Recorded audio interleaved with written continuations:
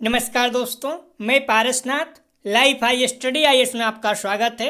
आज हम लोग राजा महेंद्र प्रताप सिंह राज विश्वविद्यालय अलीगढ़ के बीएड फर्स्ट सेमेस्टर एग्जाम 2023 जो 25 फरवरी 2023 को एग्जाम होने जा रहा है, उसके लिए पेपर 102 अर्थात समकालीन भारत और शिक्षा या कंटेम्प्रेरी इंडिया एंड एजुकेशन का फुल प्रैक्टिस सेट 8 हल करेंगे। यहाँ से सेम टू सेम एग्जाम में प्रश्नों के आने की संभावना है, इसलिए आप लोग वीडियो को पूरा देखिएगा। इसके पहले 7 प्रैक्टिस सेट हम लोग हल कर चुके हैं, डिस्क्रिप्शन में लिंक दिया गया है, आप लोग जाकर देख सकते हैं।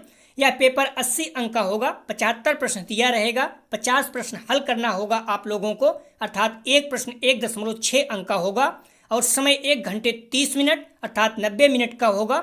इस पेपर में पास होने के लिए आप लोगों को कम से कम 32 अंक प्राप्त करना होगा, अर्थात 20 प्रश्न सही करना होगा। आप लोग ध्यान दीजिएगा, जो लोग आगरा यूनिवर्सिटी का बीएड फर्स्ट ईयर BD 102 अर्थात समकालीन भारत और शिक्षा का री एग्जाम देने जा रहे हैं, उनके लिए भी यह प्रैक्टिस सेट महत्वपूर्ण है। दोस्तों, प्रश्नों पर आएँ, लेकिन उससे पहले प्लीज़ आप लोग वीडियो को ज़्यादा से ज़्यादा शेयर कीजिए, जिससे सभी लोगों को लाभ हो सके। यदि आप लोग चैनल को सब्सक्राइब नहीं किए हैं तो प्लीज़ चैनल को सब्सक्राइब कीजिए तथा वीडियो को लाइक और शेयर जरूर कीजिए, इससे मोटिवेशन मिलता है। आइए देखते हैं प्रश्नों को। पेपर 102 अर्थात समकालीन भारत और शिक्षा फुल प्रैक्टिस सेट 8, इसका पहला प्रश्न है, उपनयन संस्कार संबंधित है। ए वैदिक काल, बी बौद्ध काल, सी मध्यकाल, डी इनमें से कोई नहीं। इसका सही जवाब हो जाएगा ए वैदिक काल। दूसरा प्रश्न है, हिंदू धर्म में पुरुषार्थ हैं।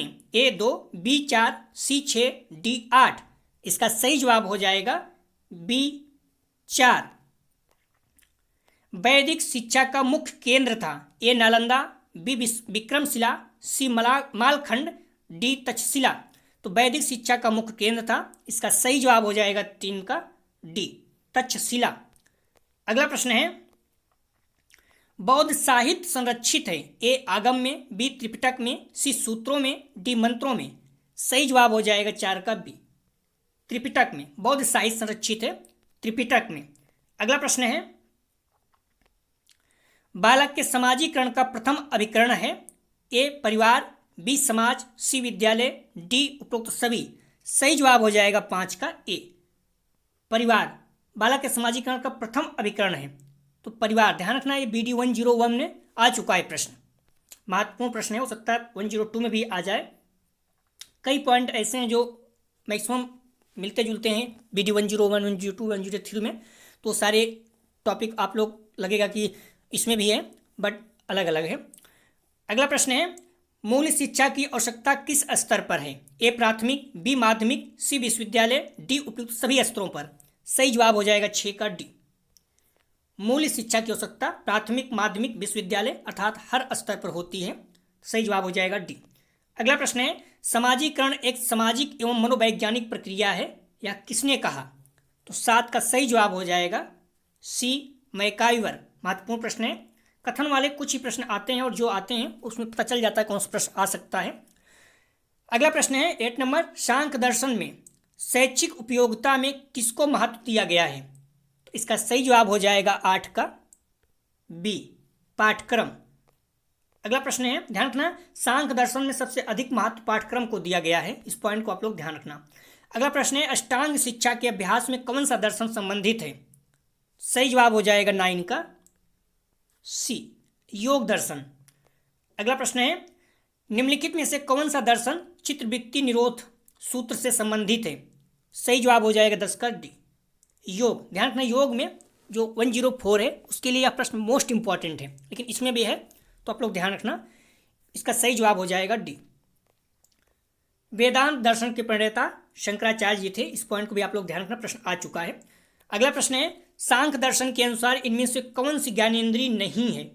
इस तरह के प्रश्न मोस्ट इंपॉर्टेंट होते हैं। ए चक्षु, बी घृणा, सी रसना, डी आकाश। सही जवाब हो जाएगा 11 का डी आकाश जो है ये ज्ञानेंद्रिय नहीं है, बाकी तीनों हैं।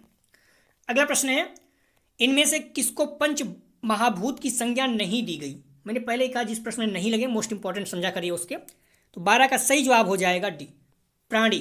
पंच महाभूत की संज्ञा नहीं दी गई, पृथ्वी, जल, अंतरिक्ष है, प्राणी नहीं है। ध्यान रखना, हवा, अग्नि, पानी, पृथ्वी, आकाश या अंतरिक्ष शामिल है। ठीक है। अगला प्रश्न है, इस्माइल पुस्तक के लेखक कौन है? महत्वपूर्ण है, तो इसका सही जवाब हो जाएगा ए, रूसो। अक्सर पूछा जाता है इस तरह प्रश्न। अगला प्रश्न है, गांधी ने किस प्रकार के अनुशासन पर बल दिया? ए, शारीरिक दंड पर, बी, पशुवत व्यवहार पर आधारित, सी, प्यार पर, डी, उपयुक्त में से सभी। सही जवाब हो जाएगा 14 का सी, प्यार पर। शारीरिक दंड और पशुवत व्यवहार नेगेटिव पॉइंट है, इसमें हो ही नहीं सकता, तो इसलिए इसका सही जवाब हो जाएगा सी। अगर नहीं मालूम है तब भी गेस कर सकते हैं। गांधी जी ने आत्मनुशासन पर बल दिया था, इस पॉइंट को भी आप लोग ध्यान रखना। गांधी ने शिक्षा का माध्यम माना, तो इसका सही जवाब हो जाएगा 15 का बी, मातृभाषा। ध्यान रखना, इसका नाम ही है समकालीन भारत और शिक्षा, इसलिए आप लोगों का हिस्ट्री का प्रश्न है, तो ISPCS में ढेर सारे प्रश्न पूछे जाते हैं इस तरह से। तो जो लोग तैयारी करते हैं उनके लिए बहुत ही आसान पेपर है। कई बच्चे बहुत अच्छे नंबर 80 में 80 प्राप्त किए हैं, तो आप लोग अपने यहाँ पर कॉन्फिडेंस रखिए, 100% आप लोग प्राप्त कीजिए। मुझे बड़े अच्छा लगेगा, जो पिछले साल बच्चे जुड़े थे उनमें मैंने देखा कि 80 में 80 अंक प्राप्त किए हैं। इसलिए आप लोग कंटिन्यू बुक और मॉडल पेपर जो भी जितना पढ़ सकें उसको दोहराइए और मेरे साथ टेस्ट देते रहिए। साथ ही साथ मैं PDF सेंड कर दूंगा, आप उसे रट के जाइएगा, सेम टू सेम प्रश्न आपको एग्जाम में देखने को मिलेगा। प्लीज़ हम्बली रिक्वेस्ट है, वीडियो को आप लोग ज़्यादा से ज़्यादा शेयर कीजिए अपने कॉलेज के ग्रुप, दोस्त यार जो भी बीएड के एग्जाम दे रहे हैं और एग्जाम देने आप जाते हैं जिस सेंटर पर, उस सेंटर भी चैनल के बारे में बताइए, जिससे चैनल का ग्रोथ हो, क्योंकि आप लोग सहयोग से ही चैनल आगे बढ़ सकता है। और ज़्यादा व्यू आएगा तो हम लोग पूरी ताकत से आगे भी करते रहेंगे, सेकंड ईयर भी जो भी है पूरी सिलेबस कवर करेंगे। तो 15 का सही जवाब था बी, मातृभाषा। अगला प्रश्न है, गांधी जी इंग्लैंड होते हुए भारत 1914 में आए थे, वैसे 9 जनवरी 1915 को आए थे। अगला प्रश्न है, भूखे पेट प्रार्थना नहीं की जा सकती, इस कथन का समर्थन किस वाद में है? तो इसका सही जवाब हो जाएगा 16 का सी, प्रयोजनवाद में। अगला प्रश्न है, ध्यान रखना, प्रयोजनवाद वह विचारधारा है जो उन्हीं कार्यों अथवा सिद्धांतों को सत्य मानती है जो किसी देश, काल, परिस्थिति में व्यवहारिक अथवा उपयोगी हो। प्रयोजनवाद को प्रयोगवाद, फलवाद, अनुभववाद, व्यवहारवाद भी कहते हैं, कोई भी नाम इसमें से दे सकता है, तो आप लोग ध्यान रखना इन नामों को। अगला प्रश्न है, ईमानदारी सर्वोत्तम नीति है, इस कथन का समर्थन कौन सा दर्शन करता है? सही जवाब हो जाएगा 17 का सी, प्रयोजनवाद। अगला प्रश्न है, मनुष्य ही सभी वस्तुओं का निष्कर्ष है, इस कथन का समर्थन, मनुष्य ही सभी वस्तुओं का निष्कर्ष है, इस कथन का समर्थन कौन सा दर्शन करता है? सही जवाब हो जाएगा 18 का बी, प्रयोजनवाद। अगला प्रश्न है, निम्नलिखित में से कौन से विचारक उद्देश्य में आदर्शवादी, विषय वस्तु में प्रकृतवादी और पद्धति में परिणामवादी थे? सही जवाब हो जाएगा 19 का सी, महात्मा गांधी। अगला प्रश्न है, कौन सी विचारधारा ज्ञान व मानव मूल्यों पर जोर देती है? सही जवाब हो जाएगा 20 का बी, आदर्शवाद। अगला प्रश्न है, ऑपरेशन ब्लैक बोर्ड संबंधित है, मोस्ट इंपॉर्टेंट इसको रखिएगा आप लोग। सही जवाब हो जाएगा, ध्यान रखना, NEP 1986, राष्ट्रीय शिक्षा नीति 1986। तो ऑपरेशन ब्लैक बोर्ड किससे संबंधित है? तो सी इसका सही जवाब हो जाएगा। अगला प्रश्न है, कोठारी आयोग की रिपोर्ट का शीर्षक था? सही जवाब हो जाएगा 22 का बी, शिक्षा और राष्ट्रीय विकास। महत्वपूर्ण प्रश्न है, ध्यान रखना आप लोग। अगला प्रश्न है,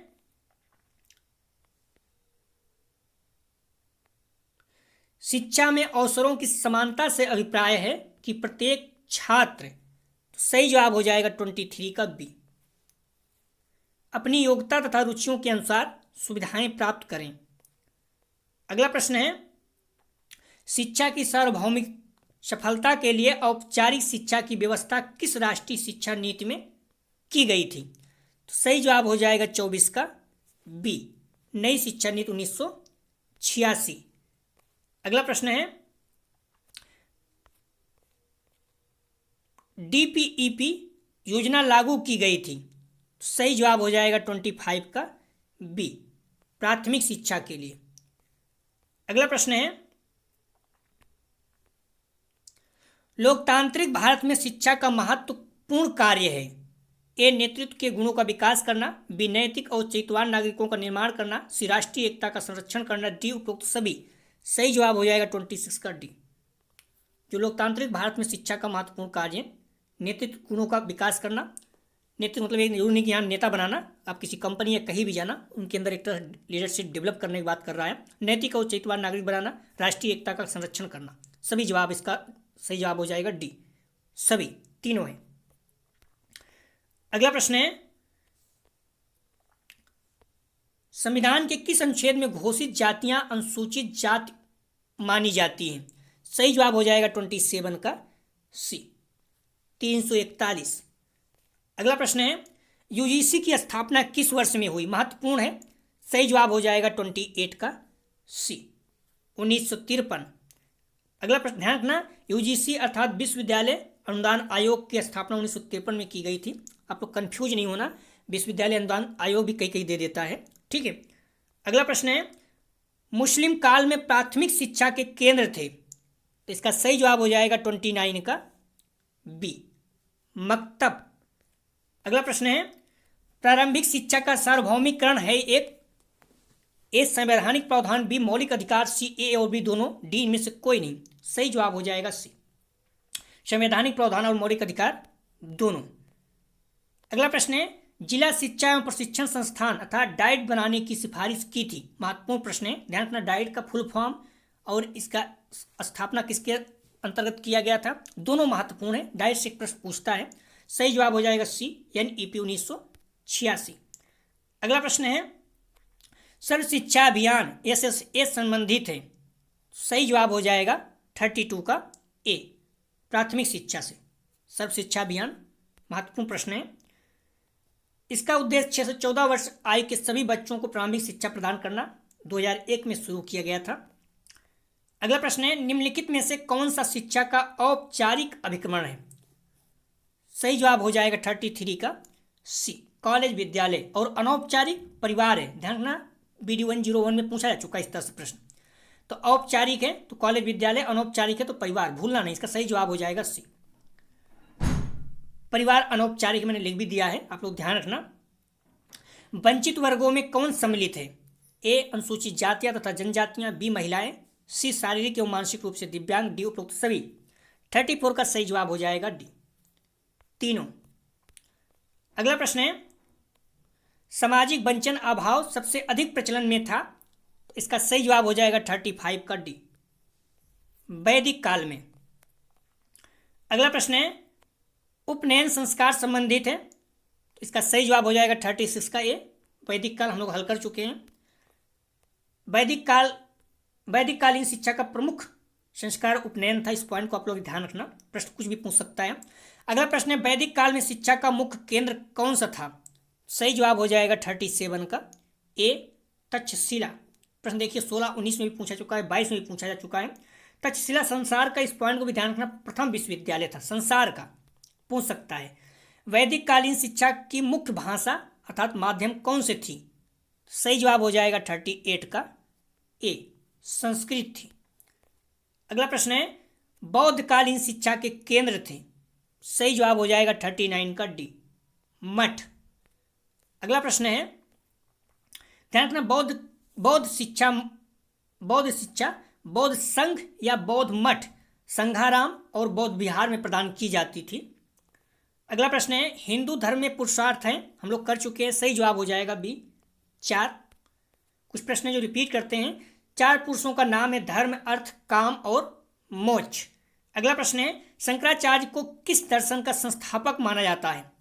सही जवाब हो जाएगा सी, वेदांत। महत्वपूर्ण है। अगला प्रश्न है, राष्ट्रीय एकता कमेटी के अध्यक्षता की थी? राष्ट्रीय एकता कमेटी के अध्यक्षता की थी? सही जवाब हो जाएगा 42 का ए, डॉक्टर संपूर्णानंद जी। महत्वपूर्ण है, पूछा जा चुका है कई बार। अगला प्रश्न है, मूल शिक्षा की आवश्यकता किस स्तर पर है? सही जवाब हो जाएगा 43 का डी, प्रत्येक स्तर पर। हम लोग दे बीच को प्राइमरी, माध्यमिक, विद्यालय तीनों पर। स्पेंसर के अनुसार मूल्यों के प्रकार हैं? सही जवाब हो जाएगा 44 का बी, 6। वेद कितने भागों में विभाजित है? ए 8 भागों में, बी 6 भागों में, सी 2 भागों में, डी 4 भागों में। तो वेद कितने भागों में विभाजित है? सही जवाब हो जाएगा 45 का डी, 4 भागों में, ऋग्वेद, सामवेद, यजुर्वेद, अथर्ववेद। नाम भी पता हो तो अच्छा रहेगा। बौद्ध साहित्य संरक्षित है? सही जवाब हो जाएगा 46 का बी, त्रिपिटक में। अगला प्रश्न है, बुद्ध काल में बौद्ध शिक्षा का माध्यम कौन सी भाषा थी? ए पाली, बी प्राकृत, सी संस्कृत, डी अपभ्रंश। 47 का सही जवाब हो जाएगा ए, बौद्ध काल में पाली थी। ए इसका सही जवाब है। अगला प्रश्न है, स्कूल को प्यार का घर किस शिक्षा शास्त्री ने कहा? महत्वपूर्ण है, सही जवाब हो जाएगा 48 का बी, पेस्टोलॉजी। स्कूल को प्यार का घर, इस तरह जो मनोरंजक प्रश्न होते हैं रुचिकर वो पूछे जाते हैं अक्सर। तो स्कूल को प्यार का घर किस शिक्षा शास्त्री ने कहा? सही जवाब हो जाएगा बी, पेस्टोलॉजी। 48 का सही जवाब है बी। अगला प्रश्न है, विश्वविद्यालय अनुदान आयोग की स्थापना किस वर्ष हुई थी? सही जवाब हो जाएगा 49 का ए, 1953 में। राष्ट्रीय अध्यापक शिक्षा परिषद की स्थापना हुई थी? ए 1986, बी 1973, सी 1992, डी 1995। सही जवाब हो जाएगा डी, 1995। कई प्रश्न जो रिपीट कर रहे हैं इसलिए कुछ प्रश्न ज़्यादा रख देते हैं। अगला प्रश्न है, राष्ट्रीय ज्ञान आयोग के अध्यक्ष कौन थे? तो 51 का सही जवाब है बी, सैम पित्रोदा। अगला प्रश्न है, 1961 में गठित भावात्मक एकता समिति की अध्यक्षता किसने की थी? सही जवाब हो जाएगा 52 का ए, संपूर्णानंद जी। अगला प्रश्न है, लोकतंत्र जनता के लिए और जनता के द्वारा निर्मित सरकार है या किसने कहा? महत्वपूर्ण कथन है, लोकतंत्र जनता के लिए और जनता के द्वारा निर्मित सरकार है या किसने कहा था? तो सही जवाब हो जाएगा बी, अब्राहम लिंकन, अमेरिका के राष्ट्रपति थे। कहा जाता है बहुत ज़्यादा संघर्ष इन्होंने किया था। लोग इनसे आदर्शवाद नहीं मानते अपना और प्रेरणा के स्रोत मानते हैं। अगला प्रश्न है, अंतर्राष्ट्रीय योग दिवस 2022 का विषय क्या था? ध्यान रखना महत्वपूर्ण है। अक्सर योग की स्थापना कब हुई? 2015 में। कौन सा सत्र था? 2022 में 8वां। इसकी थीम क्या है? तो कब किस डेट को शुरू हुआ? 21 जून को मनाया जाता है। सारे पॉइंट योग के लिए मोस्ट इंपॉर्टेंट, एगो एजुकेशन BD 104 है उसके लिए मोस्ट इंपॉर्टेंट है, लेकिन इसमें भी पूछा जा सकता है क्योंकि पूछा गया है। अंतर्राष्ट्रीय योग दिवस 2022 का विषय क्या था? सही जवाब हो जाएगा 54 का डी, मानवता के लिए योग, योगा फॉर ह्यूमैनिटी। इंग्लिश में याद रहे तो ज़्यादा अच्छा रहेगा, योगा फॉर ह्यूमैनिटी, मानवता के लिए योग। अगला प्रश्न है, यदि तुमने अपने सुंदर विचारों का संग्रह करके उन्हें अपने जीवन और चरित्र का आधार बनाया है तो तुम्हारे पास उन सभी लोगों से अधिक शिक्षा है जिन्होंने संपूर्ण पुस्तकालय को ही रटकर आत्मसात कर लिया। किसने कहा? सही जवाब हो जाएगा 55 का सी, स्वामी विवेकानंद। 55 का सही जवाब है सी। अगला प्रश्न है, शरीर, बुद्ध और आत्मा तीनों का सामंजस्य सम्मिश्रण पूर्ण विकास व्यक्ति के निर्माण के लिए आवश्यक है या शिक्षा की सच्ची शक्ति का आधार है? किसने कहा? सही जवाब हो जाएगा ए, स्वामी विवेकानंद। अगला प्रश्न है,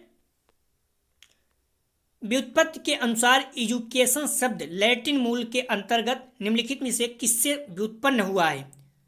ए एजुकेयर, बी एजुसियर, सी एजुकेटम, डी उपरोक्त सभी। तो ध्यान रखना इसका सही जवाब हो जाएगा डी, सभी। व्युत्पत्ति के अनुसार एजुकेशन शब्द लैटिन मूल के अंतर्गत किससे उत्पन्न हुआ है? तो एजुकेयर, एजुसियर, एजुकेटम तीनों है। सही जवाब हो जाएगा डी। व्युत्पत्ति के अनुसार शब्द एजुकेशन लैटिन शब्द के एजुकेयर, एजुसियर और एजुकेटम से उत्पन्न हुआ है। एजुकेयर पालन पोषण करना या विकसित करना को संदर्भित करता है, जबकि एजुसियर का अर्थ है प्रकट करना या बाहर निकलना होता है। कभी कभी इसको आप इस तरह पूछ लेता है अर्थ।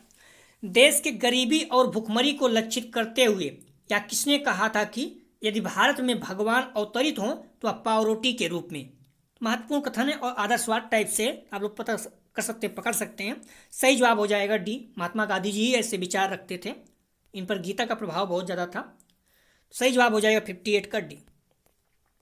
अगला प्रश्न है, मंडल आयोग का गठन किया गया था? सही जवाब हो जाएगा 59 का बी, 1979 में। अगला प्रश्न है, स्वामी विवेकानंद के अनुसार शिक्षा का अंतिम उद्देश्य क्या है? सही जवाब हो जाएगा 60 का सी, आध्यात्मिक विकास। अगला प्रश्न है, महात्मा गांधी द्वारा शिक्षा की कौन सी पद्धति का प्रतिपादन किया गया है? सही जवाब हो जाएगा ए, बुनियादी शिक्षा पद्धति। अगला प्रश्न है, महर्षि अरविंद ने किस पत्रिका का संपादन किया था? तो इसका सही जवाब हो जाएगा 62 का। ध्यान रखना 62 का सही जवाब है बी, वंदे मातरम। अगला प्रश्न ध्यान रखना, वंदे मातरम महर्षि अरविंद द्वारा प्रकाशित एक अंग्रेजी साप्ताहिक पत्र था। इसका प्रकाशन 1905 में आरंभ हुआ। कभी क्वेश्चन भी पूछ लेता है। मनुष्य की अंतर्निहित पूर्णता को अभिव्यक्त करना शिक्षा है, या किसने कहा था? सही जवाब हो जाएगा 63 का बी, विवेकानंद। अगला प्रश्न है, सत्याग्रह का क्या अर्थ है? सही जवाब हो जाएगा 64 का डी, सत्य पर डटे रहना। सत्याग्रह का क्या अर्थ है? सत्य पर डटे रहना। 64 का सही जवाब हो जाएगा डी। अगला प्रश्न है, हिंदुस्तानी तलीमी संघ की स्थापना कब हुई? इसका सही जवाब हो जाएगा 65 का ए, 1939 में। अगला प्रश्न है, अरविंद आश्रम कहाँ स्थित है? सही जवाब हो जाएगा 66 का बी, पांडिचेरी में। महत्वपूर्ण प्रश्न है। अगला प्रश्न है, श्री अरविंद ने किस साहित्य का संपादन किया था? तो ध्यान रखना, इसका सही जवाब जो 67 है, डी और ए दोनों है, लेकिन इसको किसी एक को मान के चलेंगे तो इस तरह से दोनों है, लेकिन अगर किसी एक को मानना चाहते हैं, कर्मयोगिनी मान लीजिए ज़्यादा फेमस है, लेकिन सही तो दोनों है। हो सकता है एग्जाम में ऐसा ना आए, इसमें रख दिया गया है, लेकिन एग्जाम में ऐसा नहीं पूछेगा, क्यों गलती ऐसी नहीं करेगा। तो इसका सही जवाब हो जाएगा डी और ए दोनों, 67 का। इनकी कुछ साहित्य कृतियां हैं, आप लोग देख लीजिए, मोस्ट इंपॉर्टेंट है। प्रारंभिक संस्कृत लेखन, एकत्रित कविताएं, एकत्रित नाटकों और कहानियां, कर्मयोगिनी जो सबसे इंपॉर्टेंट है, कर्मयोगिनी, योग के अभिलेख, वैदिक और दार्शनिक अध्ययन, वेद के रहस्य, ये भी महत्वपूर्ण है। रहस्यवादी आग के लिए भजन, ईसा उपनिषद, केन और अन्य उपनिषद, गीता पर निबंध महत्वपूर्ण है। भारतीय संस्कृति की रक्षा के साथ भारत की पुनर्जागरण, जीवन दिव्य महत्वपूर्ण है। योग का संश्लेषण, मानव चक्र, मानव एकता का आदर्श, युद्ध और स्वयं, भविष्य की कविता और कला पर पत्र, योग का पत्र, ये भी महत्वपूर्ण है। तो जो भी 18-20 हैं आप लोग ध्यान रखना, महत्वपूर्ण है। सावित्री एक किंवदंती और प्रतीक महत्वपूर्ण है। स्वयं आश्रम पर पत्र, आत्मकथा नोट्स और ऐतिहासिक रुचि के अन्य। अगला प्रश्न है, श्री अरविंद आत्मा को किस रूप में मानते हैं? महत्वपूर्ण प्रश्न है। इसका सही जवाब हो जाएगा 68 का ए, ब्रह्मा के अंश को। अगला प्रश्न है, लगभग 88 प्रश्न हम लोगों ने रखा है इसमें। किस सन में संशोधन करके ऑपरेशन ब्लैक बोर्ड के क्षेत्र को उच्च प्राथमिक विद्यालयों तक विस्तृत किया गया था? महत्वपूर्ण है। सही जवाब हो जाएगा 69 का बी, 1992 में। किस स्तर की शिक्षा को शिक्षा रूपी जीव की रीढ़ की हड्डी भी कहा जाता है? किस स्तर की शिक्षा को शिक्षा रूपी जीव की रीढ़ की हड्डी भी कहा जाता है? सही जवाब हो जाएगा 70 का ए, माध्यमिक शिक्षा को। अगला प्रश्न है, किस संस्थान ने 1975 में the curriculum for the 10 year school नामक दस्तावेज तैयार किया था? सही जवाब हो जाएगा बी, NCERT अर्थात NCERT। इसका मुख्यालय दिल्ली में है। ध्यान रखना, NCERT की स्थापना 1961 में हुआ था। महत्वपूर्ण है सारे पॉइंट। भारत में 3 प्रकार के माध्यमिक विद्यालयों कौन कौन से हैं? इसका सही जवाब हो जाएगा डी, राजकीय, स्थानीय परिषदों द्वारा संचालित विद्यालय, व्यक्तिगत संस्थाओं द्वारा संचालित विद्यालय। 72 का सही जवाब हो जाएगा डी। अगला प्रश्न है, भारतीय शिक्षा आयोग की नियुक्ति किस सन में हुई थी? सही जवाब हो जाएगा 73 का ए, 1882 में। भारतीय शिक्षा आयोग की 1882 में। भारत के तत्कालीन गवर्नर जनरल लॉर्ड रिपन ने सर विलियम हंटर की अध्यक्षता में 3 फरवरी 1882 को पहला भारतीय शिक्षा आयोग नियुक्त किया था। अगला प्रश्न है, भारतीय शिक्षा आयोग के अध्यक्ष कौन थे? सही जवाब हो जाएगा 74 का ए, सर विलियम हंटर। अगला प्रश्न है, 74 का सही जवाब था ए। अगला प्रश्न है, संविधान के किस अनुच्छेद में मातृभाषा में शिक्षा सुविधाएं उपलब्ध कराने का प्रावधान है? सही जवाब हो जाएगा 75 का सी, 350 ए। संविधान के 45 अनुच्छेद में 6 से 14 वर्ष के बालक बालिकाओं को अनिवार्य निःशुल्क शिक्षा का प्रावधान किया गया है। इस पॉइंट को आप लोग ध्यान रखना, मोस्ट इंपॉर्टेंट है। ठीक है, बार बार पूछा जाता है। अगला प्रश्न है विश्वविद्यालय शिक्षा आयोग का गठन कब हुआ था? तो इसका सही जवाब हो जाएगा 76 का डी, 1948-49 में। अगला प्रश्न है विश्वविद्यालय शिक्षा आयोग के अध्यक्ष कौन थे? इसका सही जवाब हो जाएगा 77 का ए, डॉक्टर सर्वपल्ली राधाकृष्णन जी। शिक्षा आयोग को कोठारी आयोग नाम से भी जाना जाता है, इस पॉइंट को भी आप लोग ध्यान रखना।